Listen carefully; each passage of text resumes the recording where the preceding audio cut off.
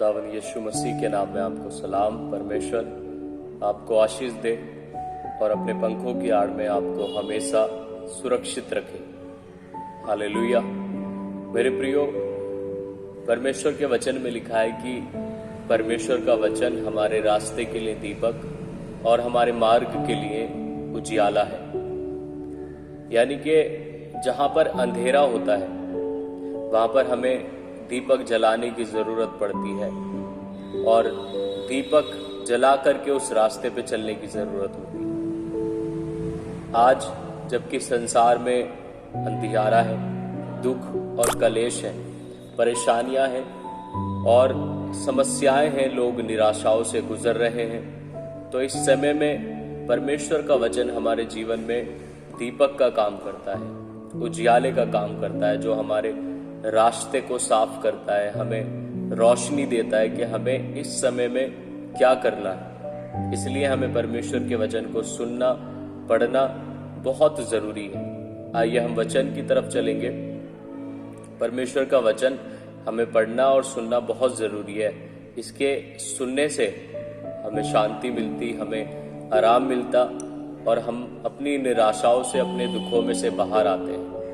तो वचन पढ़ेंगे आज पहला पतरस उसका 3 अध्याय और उसकी 17 आयत। पहला पतरस 3 अध्याय उसकी 17 आयत लिखा है, क्योंकि यदि परमेश्वर की यही इच्छा हो कि तुम भलाई करने के कारण दुख उठाओ, तो यह बुराई करने के कारण दुख उठाने से उत्तम है। इसलिए कि मसीह ने भी अर्थात अधर्मियों के लिए धर्मी ने पापों के कारण एक बार दुख उठाया, ताकि हमें परमेश्वर के पास पहुंचाए।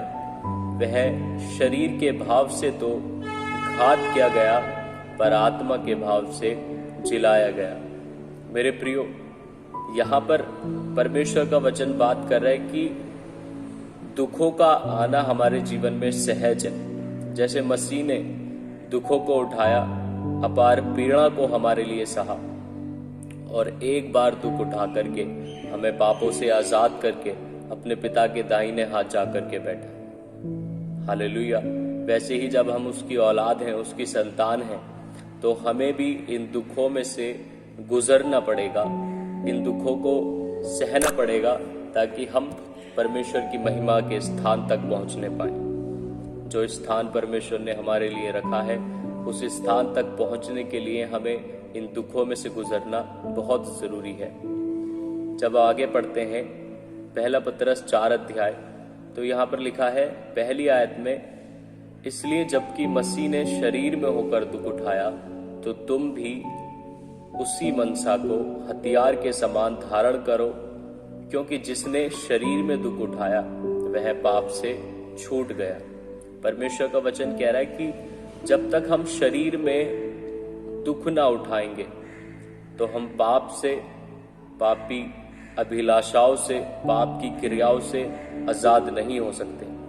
वो कह रहा है जैसे मसीह ने शरीर में दुख उठाया, तुम भी उसी मनसा को हथियार के समान धारण करो, क्योंकि जिसने शरीर में दुख उठाया वह पाप से छूट गया। जब हमारे जीवन में दुख और मुसीबत आते तो उस समय ही हम परमेश्वर की हुजूरी में रहते हैं, उस समय हमें परमेश्वर के प्रेम का एहसास होता है। और मैं समझता हूं कि जब तक हमारे जीवन में दुख और मुसीबतें ना आए, जब तक परेशानियां हमारे जीवन में ना आए, तो हम परमेश्वर के प्रेम को नहीं समझ सकते, परमेश्वर की योजना को नहीं समझ सकते, परमेश्वर की उस महिमा के स्थान तक नहीं पहुंच सकते जो परमेश्वर ने हमारे लिए रखा है। इसलिए दुख को मसीह के समान तुम भी उसी मनसा के साथ, जैसे मसीह ने दुख को उठा लिया हमारे लिए और हमें पापों से आजाद किया, वैसे ही तुम भी इसी मनसा को हथियार के समान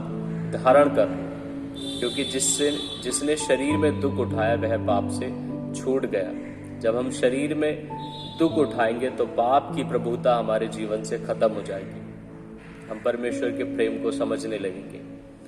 पहला पतरस 4 की जब 12 आयत आप पढ़ते हैं तो वहां पर लिखा है, हे प्रियो, जो दुख रूपी अग्नि तुम्हारे परखने के लिए तुम में भड़की है, इससे यह समझकर अचंभा न करो कि कोई अनोखी बात तुम पर बीत रही है। परमेश्वर का वचन कह रहा है यहाँ पर, हे प्रियो, जो दुख रूपी अग्नि तुम्हारे परखने के लिए तुम में भड़की है, इससे यह समझकर अचंभा न करो कि कोई अनोखी बात तुम पर बीत रही है। पर जैसे जैसे मसीह के दुखों में सहभागी होते हो, आनंद करो, जिससे उसकी महिमा के प्रकट होते समय भी तुम आनंदित और मगन हो। हालेलुया। परमेश्वर का वचन कह रहा है कि जो दुख रूपी अग्नि तुम्हारे भीतर, तुम्हारे आसपास, तुम्हारे माहौल में भड़की है, इससे अचंभित न हो कि हमारे ऊपर ही ये दुख और ये परेशानियां क्यों आई हैं, ये तकलीफें हमारे ऊपर क्यों आई हैं, हम ही इन तकलीफों से क्यों गुजर रहे हैं। जो हमारे सहने से बाहर परीक्षाएं हमारे भीतर, हमारे बाहर हमें नजर आ रही हैं, उस समय में अचंभित नहीं होना कि हमारा साथ परमेश्वर ने छोड़ दिया, हम अकेले हैं, आज हमारी प्रार्थनाओं को सुनने के लिए कोई नहीं है। ऐसा नहीं है। परमेश्वर का वचन कह रहा है कि इससे अचंभा न करो कि कोई अनोखी बात तुम पर बीत रही है। यानी कि जो परमेश्वर के जन होते हैं, उनको दुखों से, उनको परेशानियों से और पीड़ाओं से गुजरना ही पड़ता है। जब चेलों को मारा जाता था सुसमाचार सुनाए जाने के कारण, तो उनको नगर से बाहर कर दिया जाता था, और जब उनको खूब पीट करके बाहर निकाला जाता था, कोड़ों को मारा जाता था उनके ऊपर, तो वो आनंदित हुआ करते थे। वो कहते थे कि कम से कम हमें मसीह के कारण पिटने को तो मिला। इस चीज को वो आनंद की बात समझते थे। वैसे ही उस मनसा को हमें अपने जीवन में धारण कर लेना है। हमें दुखों से गुजरते हुए, पीड़ाओं से गुजरते हुए परमेश्वर के नाम को धन्यवाद देते हुए आगे बढ़ना है। हालेलुया। ये दुख और ये परेशानियां, ये संकट हमारे जीवन में इसलिए आते हैं कि हम सिद्ध बने। परमेश्वर के वचन में लिखा है कि परमेश्वर दुख और परेशानियों को हमारे जीवन में इसलिए अलाउ करता है कि परमेश्वर का जन सिद्ध बने और सिद्ध बन करके उस महिमा के स्थान तक पहुंच सके जो परमेश्वर ने उसके लिए रखा है। हालेलुया। परमेश्वर के वचन में लिखा है कि इस समय के दुख और कलेश उस आने वाली महिमा के सामने कुछ भी नहीं है। हालेलुया।